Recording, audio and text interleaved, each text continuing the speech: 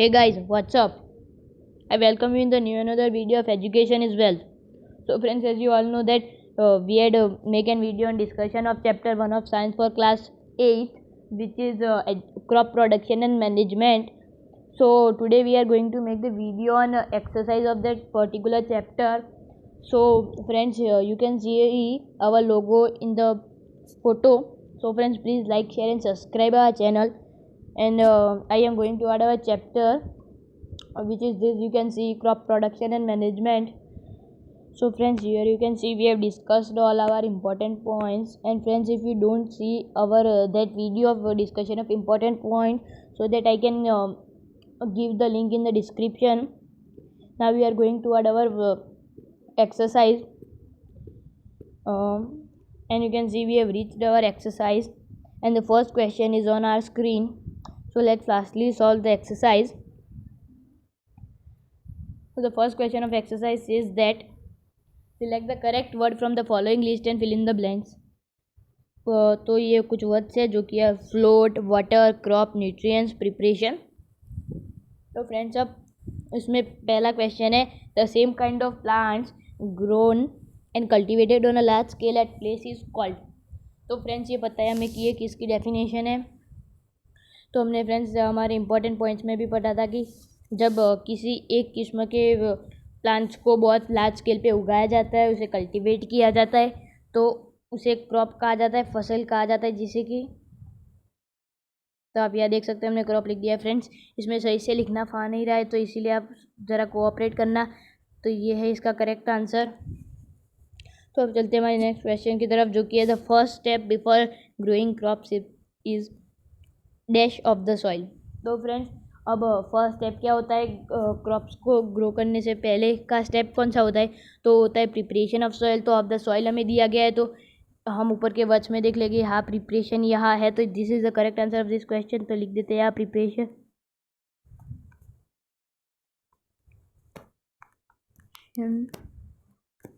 और तो फ्रेंड्स, हो गया हमारा ये क्वेश्चन भी सॉल्व. अब चलते हैं हमारे नेक्स्ट पेज की तरफ. इसमें यहाँ पर सी क्वेश्चन कह रहा है कि damaged seed would dash on the top of the water.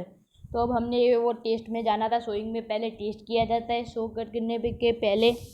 तो फिर जो डैमेज सीड्स होते थे वो क्या करते थे? तो पानी के ऊपर फ्लोट करते थे. क्यों? क्योंकि वो रॉटन होते हैं. रॉटन होते हैं तो अंदर से पूरे खोखले हो गए, स्वेलो हो गए, और जिसकी वजह से उनका वेट कम होगा और वो वाटर पे फ्लोट करेंगे. तो इसका करेक्ट आंसर हो जाएगा फ्लोट. पर फ्रेंड्स, फ्लोट लिखने से पहले हम देख लेते हैं हमारे वर्ड्स में कि फ्लोट दिया गया है.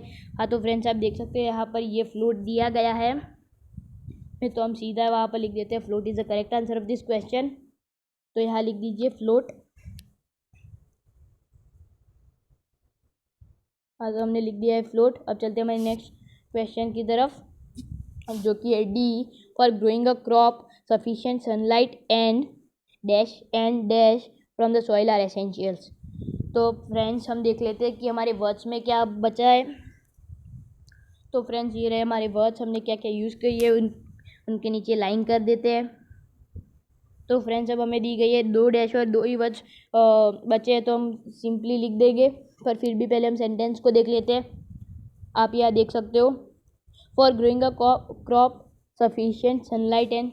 क्रॉप्स को ग्रो होने के लिए क्या चाहिए? सनलाइट चाहिए, वाटर चाहिए. तो यहाँ पर ये दूसरे नंबर पे हम लिख देते हैं वाटर.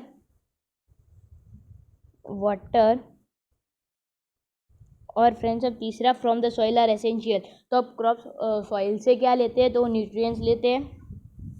यहाँ आ जाएगा न्यूट्रिएंट्स.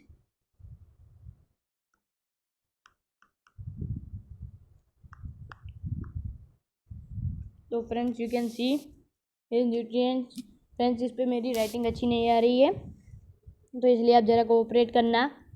अब चलते हैं हमारे नेक्स्ट क्वेश्चन, जो कि है सेकंड क्वेश्चन.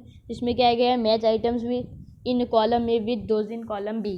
तो फ्रेंड्स, इसमें हमें मैच करना है, तो हम पहले देख लेते हैं कि हमें मैच क्या क्या करना है. तो फ्रेंड्स, कॉलम ए में दिया गया है kharif crops, rabi crops, chemical fertilisers, organic manure. तो फ्रेंड्स, पहले इसे हमें जितना पता है उससे सॉल्व कर देते. खरीफ क्रॉप्स क्या होते हैं? जिन्हें रेनी सीजन में उगाया जाता है. रबी क्रॉप्स विंटर सीजन में उगाया जाता है. केमिकल फर्टिलाइजर्स इनऑर्गेनिक होते हैं, फैक्ट्रीज में बनाया जाता है. और फिर ऑर्गेनिक मैन्योर होम पे बनाया जाता है, ऑर्गेनिक होते हैं। तो अब इसके हिसाब से हम देख लेते हैं हमारे ऑप्शंस। तो फ्रेंड्स इसमें आप देख सकते हो फर्स्ट है खरीफ क्रॉप्स। तो ये किस में होता है फ्रेंड्स, यहाँ कुछ आप देख सकते हो, यहाँ एग्जाम्पल दिए गए हैं किसी 2 टाइप्स के। तो अब इसमें से कौन सा खरीफ क्रॉप्स का एग्जाम्पल है वो आपको पता होना चाहिए। फ्रेंड्स हमने कहा था कि 2 एग्जाम्पल भी सबके याद रख देना। तो खरीफ क्रॉप्स का करेक्ट आंसर हो जाएगा पैडी एंड मेज़। हाँ फ्रेंड्स, पैडी एंड मेज़ उगाए जाते हैं रेनी सीजन में, क्योंकि वो पैडी को लॉट्स ऑफ वाटर चाहिए और मेज़ भी वाटर ज़्यादा डिमांड करता है, इसलिए ये खरीफ क्रॉप्स है। अब रबी क्रॉप्स कौन कौन से हैं फ्रेंड्स, तो ये हमारे लिए सिंपल हो जाता है, एक ही एग्जाम्पल बचा है तो हम सीधा कर देते हैं उसके ऊपर। तो friends you can see wheat gram and P R rabi crops. ये आपको पता होगा, आपने जब अगर ये एग्जाम्पल्स को याद किया होगा 2 के भी। और फ्रेंड्स अब चलते हैं हमारे तीसरे पॉइंट की तरफ, जो कि है केमिकल फर्टिलाइजर्स। तो इनमें से क्या शूट करता है केमिकल फर्टिलाइजर्स। तो फ्रेंड्स आप देख सकते हो इसके भी एग्जाम्पल दिए गए, यूरिया एंड सुपर फॉस्फेट। तो आप जानते ही होंगे कि केमिकल फर्टिलाइजर्स के यही एग्जाम्पल। तो केमिकल फर्टिलाइजर्स को इससे मैच कर देते हैं, यूरिया, सुपर फॉस्फेट, NPK और ये सब इसके एग्जाम्पल है। तो इनमें से हमें 2 दिए गए, तो इन्हें ज्वाइन कर देते हैं। अब है फोर्थ ऑर्गेनिक मैन्योर। तो ऑर्गेनिक मैन्योर क्या फूड फॉर कैटल है? नो फ्रेंड्स, हम ऑर्गेनिक मैन्योर को थोड़ी कोई कैटल्स को खिलाते हैं। तो अब सी ऑप्शन है animal excreta, cow dung, urine and plant waste. तो हाँ फ्रेंड्स, इन सब के वेस्ट को डिकम्पोज करके ऑर्गेनिक मैन्योर बनता है, तो इसीलिए ये जॉइंट हो जाएगा सी के साथ। तो फ्रेंड्स हमारा मैथ द फॉलोइंग हो चुका है सॉल्व। सेकेंड क्वेश्चन हमारा हो चुका है सॉल्व। अब चलते हैं थर्ड क्वेश्चन की तरफ, जो कि give two examples of which. तो फ्रेंड्स इसके एग्जाम्पल तो हमें पहले ही मैथ द फॉलोइंग में भी मिल चुके हैं, फिर भी हम लिख देते हैं दोनों के कुछ एग्जाम्पल। तो फ्रेंड खरीफ क्रॉप के 2 मेन एग्जाम्पल है पैडी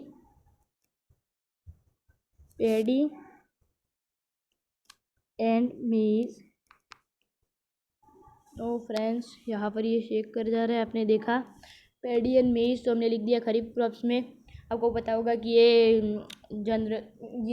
रेनी सीजन में उगाए जाते हैं और इसीलिए इन्हें खरीफ क्रॉप्स कहा जा रहा है। अब रबी क्रॉप्स कौन कौन से होते हैं, तो फ्रेंड्स इनके भी 2 एग्जांपल लिख देते हैं, जो कि है वीट एंड पी। और भी फ्रेंड्स इनके बहुत एग्जांपल है, पर हम कोई भी 2 ही लिख रहे हैं। अब और भी कोई भी एग्जांपल लिख सकते हो।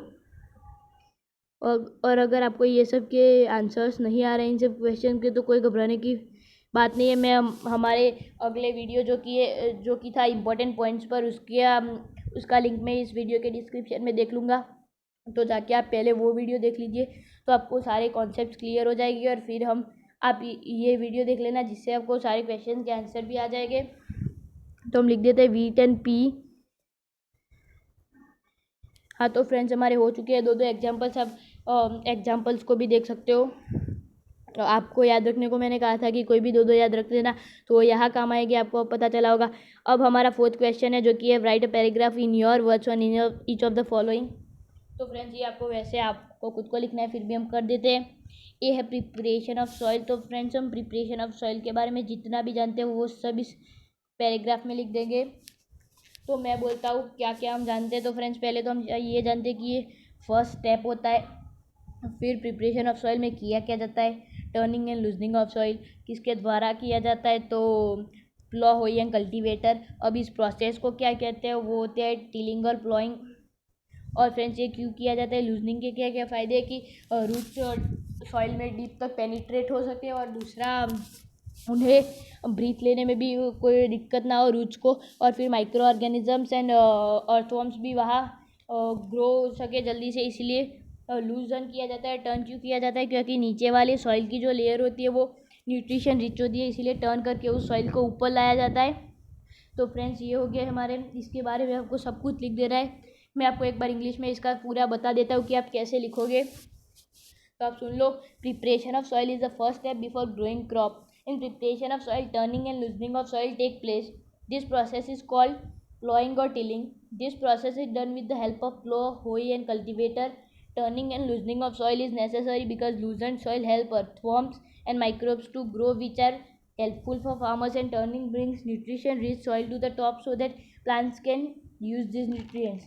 तो फ्रेंड्स ये सिंपल में हमने लिख दिया। अगर आपको और भी कोई पॉइंट्स पता हो या आप और भी कोई पॉइंट्स लिखना चाहते हो तो आप बेझिझक लिख सकते हो। अब चलते हैं हमारे सेकंड पॉइंट की तरफ, जो कि है बी, उसमें है सोइंग। तो फ्रेंड्स अब आप सोइंग के बारे में क्या जानते हो? सोइंग एक इम्पॉर्टेंट टास्क है ग्रोइंग क्रॉप्स में। सोइंग में किया जाता है, चेकिंग की जाती है पहले तो कि कौन से सीड्स अच्छे हैं, क्वालिटी उनकी चेक की जाती है, और फिर उसमें हमें क्या क्या चीज़ों का ध्यान रखना पड़ता है सोइंग करते हुए। तो कि वो कितने डेप्थ होनी चाहिए, परफेक्ट डेप्थ पे, और डिस्टेंस भी यूनिफॉर्म रखना चाहिए सीड्स के बीच में। और फिर टूल्स कौन से यूज होते हैं मॉडर्न डेज, और पहले ट्रेडिशनल टूल कौन से थे। और फ्रेंड्स ये सब हम इसके बारे में लिख देंगे। तो इसका भी एक और बार इंग्लिश में मैं आपको सुना देता हूँ। तो इसका आप ऐसे लिखोगे: sowing is the most important task for growing crops. Sowing also includes the checking of good quality of seeds. In sowing, we have to take care about the depth and the distance of seed where it was grown.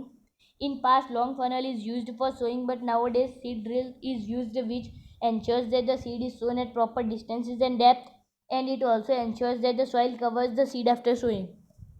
तो friends ये हमारा हो गया sowing पर paragraph. अब हमारे तीसरा paragraph लिखने का है, जो कि है वीडिंग। तो फ्रेंड्स अब आप वीडिंग के बारे में क्या जानते हो? एक तो पहले तो हम वीडिंग क्यों करनी पड़ती है, क्योंकि बीज सूख जाते हैं। बीज होते क्या है? तो अनवांटेड प्लांट्स होते हैं जो हमारे फील्ड में उग जाते हैं नेचुरली विथ अदर क्रॉप जो हमने उगाए हैं। फिर उसको बीज को निकालने की प्रोसेस को वीडिंग कहा जाता है। और फार्मर्स उन्हें किन किन वेज से निकालते हैं, और उसे निकालने में कौन कौन से टूल्स और इन सब की ज़रूरत पड़ती है, ये सब हम लिखेंगे वीडिंग के पैराग्राफ में। तो मैं आपको वीडिंग का भी एक बार इंग्लिश में दिखा देता हूँ कैसे लिखोगे आप। तो लिखोगे: weeds are the unwanted plants that grow along with the crops. This process of removing weeds is called weeding. Farmers adopt many ways for removing weeds from their farms. These ways are uprooting, cutting, and adding weedicides to the crop. Weedicides are the chemical which are used for killing weeds. तो friends आप short में लिख दोगे इसका paragraph, कुछ ज़्यादा बड़ा लिखने की ज़रूरत नहीं है, इसलिए लिख दिया हमने वीडिंग का भी। अब चलते हैं हमारे फोर्थ टॉपिक पर, जिसमें हमें पैराग्राफ लिखना है, जो कि है थ्रेशिंग। तो फ्रेंड्स आप थ्रेशिंग के बारे में क्या जानते हो? Threshing is the process of removal of chaff from the seed. वो सीड से चाफ निकालने की प्रोसेस होती है, उसे भी बहुत तरीक़ों से किया जाता है, अलग अलग उसमें भी प्रोसेसेस है। और थ्रेशिंग के लिए टूल कौन से यूज़ होते हैं वो भी हम इसमें लिखेंगे। तो मैं आपको इसका भी एक बार इंग्लिश बता देता हूँ। तो फ्रेंड्स आप इसे ऐसे लिखोगे: threshing is the process of removal of chaff from the seeds. There are many ways of threshing such as hand picking, winnowing, and etc. There are many modern tools for threshing which are thresher and combine. Combine is also used in harvesting. तो friends ये हमने harvesting का भी थोड़ा point add कर दिया। और friends आप अगर इसमें और भी कुछ ऐड करना चाहे तो आप कर सकते हो। तो फ्रेंड्स मैंने चारों पैराग्राफ्स को कर दिया डिस्कस। अब चलते हैं हमारे फिफ्थ पॉइंट क्वेश्चन की तरफ, जो कि explain how fertilisers are different from manure. तो फ्रेंड्स इसमें आपको पूरा डिफरेंस बिटवीन करना है, तो इसलिए आपको चार्ट बनाना पड़ेगा, इस साइड मैन्योर और इस साइड फर्टिलाइजर्स। तो अब देख लेते हैं कि डिफरेंस बिटवीन में आएगा क्या। तो फ्रेंड्स पहला तो manure are organic, fertilisers are inorganic. Manures are made with the decomposition of plants and animal waste. Fertilizers are made by chemicals. Manures can be made in farms. Fertilizers are made in factories. Excessive use of manures do not harm the soil. Excessive use of fertilizer can harm the soil. और फिर अगर आपको कुछ और भी add करने हो तो कर सकते हो.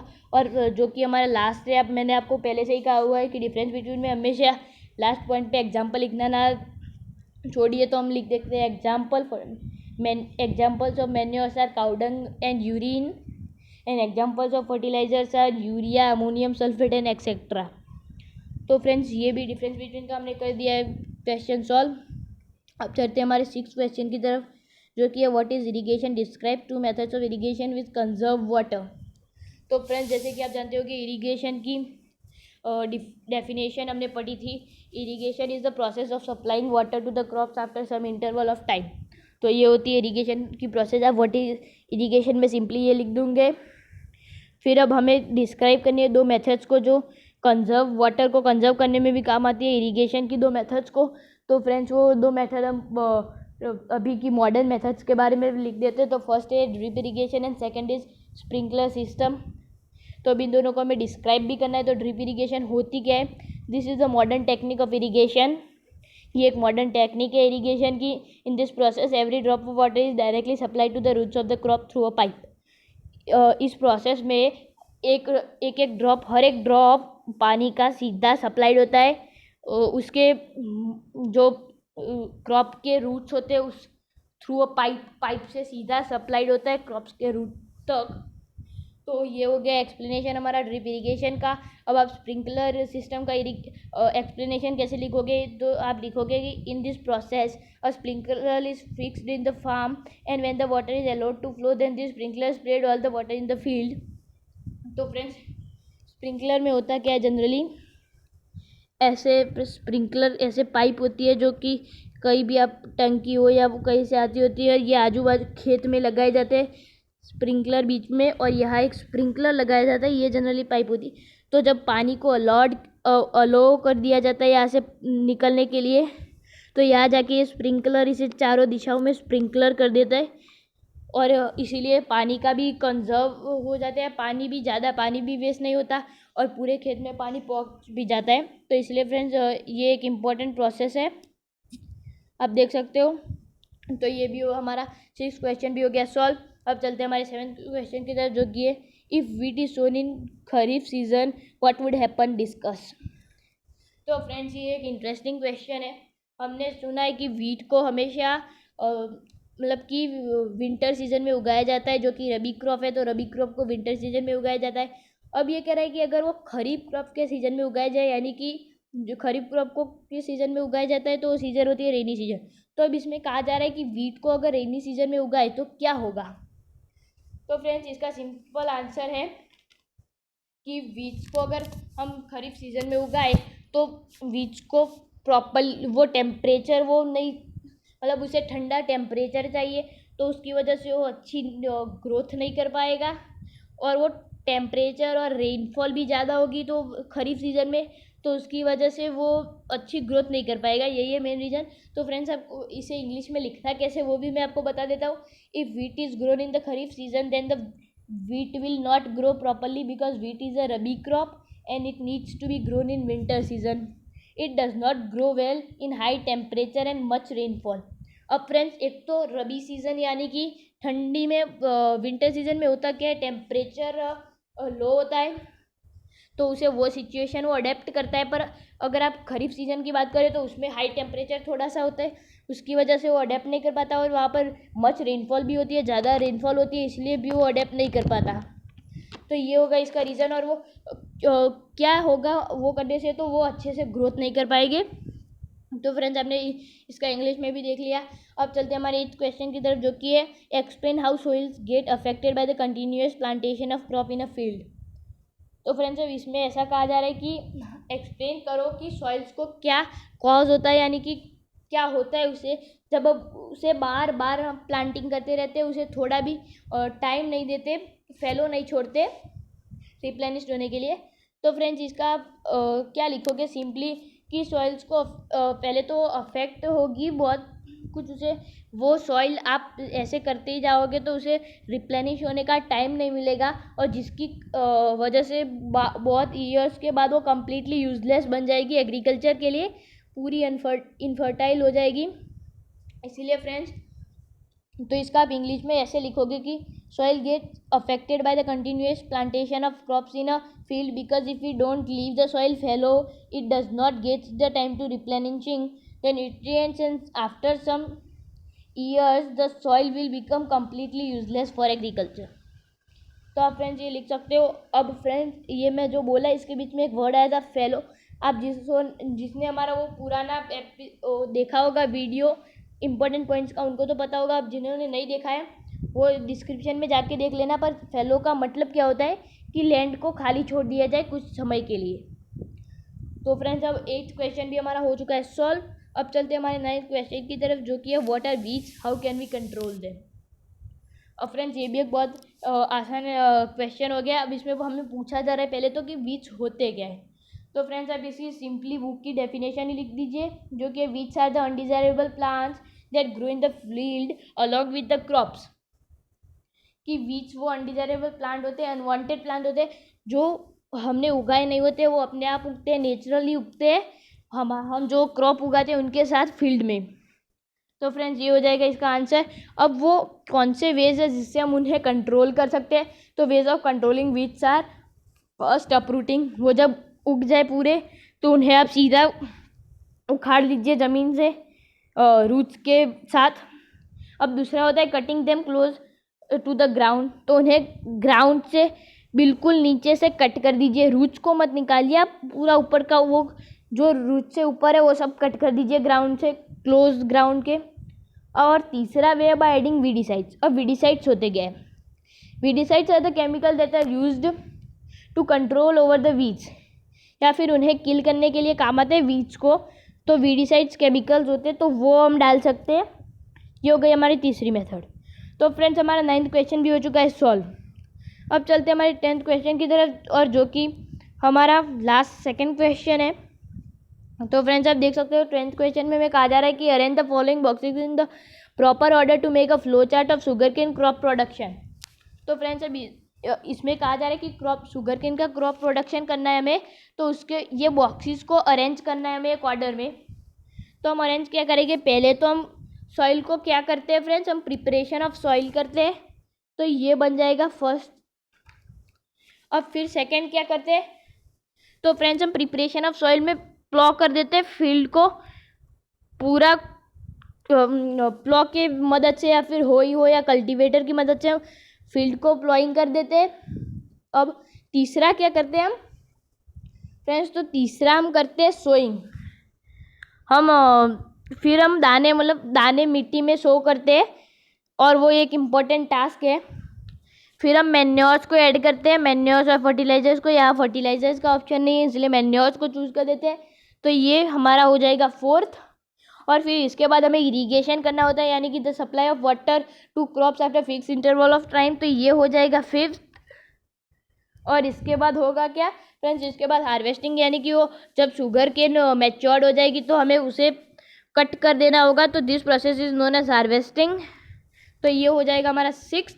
और अब लास्ट बचा हमारा जो कि है 7th। इसमें कहा जा रहा है sending crops to sugar factory, और बाद में जो क्रॉप्स हो गए उन्हें हम सिंपली शुगर फैक्ट्री में पहुंचा देंगे। तो ये हो गया हमारा अरेंज कर दिए में हमने सारे बॉक्सेस। अब बचा है हमारा लास्ट क्वेश्चन जो कि है complete the following word puzzle with the help of clues given below. तो फ्रेंड्स इसमें आप देख सकते हो पहला क्या कहा जा रहा है डाउन में, provides water to the crop, providing water to the crop. तो फ्रेंड्स इसमें होगा क्या? इस प्रोसेस को क्या कहते हैं आप जैसे जानते होगे, इस प्रोसेस को इरिगेशन कहते हैं। तो हम यहाँ लिख देंगे इरिगेशन, यहाँ आपको लिखना है इरिगेशन। फ्रेंड्स यहाँ मैं अच्छे से लिख नहीं पा रहा हूँ, आप देख सकते हो, आप लिख देना यहाँ अच्छे से इरिगेशन, यहाँ आएगा फर्स्ट में। हाँ तो फ्रेंड्स हमने लिख दिया इरिगेशन। मैं यहाँ अच्छे से लिख नहीं पा रहा हूँ इसलिए आपको मेरी हैंड राइटिंग में पता नहीं चलेगा फ्रेंड्स, तो मैं इसका स्पेलिंग भी आपको बता देता हूँ। IRRIGATION, ये यहाँ पूरा स्पेलिंग आ जाएगा। अब फ्रेंड्स चलते हम, ये हमारा हो चुका है कंप्लीट, ये फर्स्ट। अब चलते हैं हमारे सेकंड की तरफ जो कि है keeping crops grain for a long time under proper condition. तो फ्रेंड्स इसे कहा जाता है स्टोरेज। तो फ्रेंड्स आप स्टोरेज को यहाँ लिख देंगे, आप देख सकते हो STORAGE। फ्रेंड्स यहाँ पर मैं लिख नहीं रहा हूँ, आप यहाँ लिख देना स्टोरेज का स्पेलिंग जो कि होता है STORAGE। तो ये भी हो गया सॉल्व। अब फिफ्थ हमारा है, ये फर्स्ट एंड सेकेंड हो गए। अब फिफ्थ है certain plants of same kind grown on a large scale. तो फ्रेंड्स ये अब जैसे जानते होंगे जनरली कि जो लार्ज स्केल पे एक ही टाइप के प्लांट्स को उगाया जाता है तो उसे क्रॉप कहते हैं हम। तो यहाँ फ्रेंड्स आप लिख दोगे crop, CROP is the spelling of crop. यहाँ फ्रेंड्स मैं लिख नहीं रहा हूँ, तो ये होता है क्रॉप का स्पेलिंग। तो ये हमारा डाउन पूरा हो चुका है सॉल्व, हम कर देते हैं डाउन पे सर्कल। अब हम सॉल्व करेंगे एक्रॉस, जो कि एक्रॉस में थर्ड है, और machine use for cutting the matured crop. तो फ्रेंड्स कौन सी मशीन यूज होती है? तो इसका करेक्ट आंसर हो जाएगा हार्वेस्टर। हार्वेस्टर आप फ्रेंड्स यहाँ लिखोगे HARVESTER।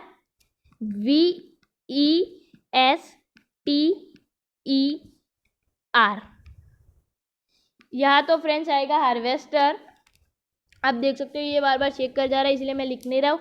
तो आप यहाँ हार्वेस्टर लिख दीजिए। और अब हम लिखेंगे, ये आप देख सकते हो fourth rabi crop that is also one of the pulses. वो रबी क्रॉप है और वो पल्स है, तो हम पहले तो देख लेते हैं कि कौन सा है। तो फ्रेंड्स ये फर्स्ट वर्ड हमें दिया गया है जो कि एक जी, तो फ्रेंड्स इससे हो जाएगा ग्राम, GRAM। तो आप यहाँ देख सकते हो। और अब है 6 a process of separating the grain from chaff. तो इस प्रोसेस को फ्रेंड्स क्या कहते हैं? आप यहाँ पहला वर्ड इसका देख सकते हो W है, तो फ्रेंड्स इससे हो जाएगा विनोइंग। तो विनोइंग का मैं आपको स्पेलिंग कह लेता हूँ, WINNOWING, जो कि अभी आप पूरा लिख देना फ्रेंड्स। मैं अभी लिख नहीं रहा हूँ क्योंकि बार बार चेक कर जा रहा है और इसमें मेरी हैंड राइटिंग भी अच्छी आ नहीं रही है, तो आपको पता ही नहीं चलेगा कि मैंने क्या लिखा है। इसलिए मैंने सिंपली आपको सभी क्वेश्चंस के आंसर बता दिए, उनके स्पेलिंग बता दिए, तो आप वैसे ही लिख देना। तो फ्रेंड्स हमारी एक्सरसाइज पूरी हो चुकी है सॉल्व। और फ्रेंड्स अगर आपको हमारी एक्सरसाइज में कुछ भी मालूम नहीं हुआ है तो हमें कमेंट करिए। और फ्रेंड्स अगर आपको हमारी वीडियो अच्छी लगी है तो लाइक करो, शेयर करो एंड सब्सक्राइब करो। और हाँ फ्रेंड्स, अगर आपने हमारी पुरानी वीडियो जो कि इसी चैप्टर के इंपॉर्टेंट पॉइंट्स पर थी वो नहीं देखी है, तो मैं उस वीडियो की लिंक डिस्क्रिप्शन में दे दूँगा, तो आप उसमें जाके वो वीडियो देख लेना। तो friends thank you, keep supporting us, like share and subscribe my this channel. Thank you friends.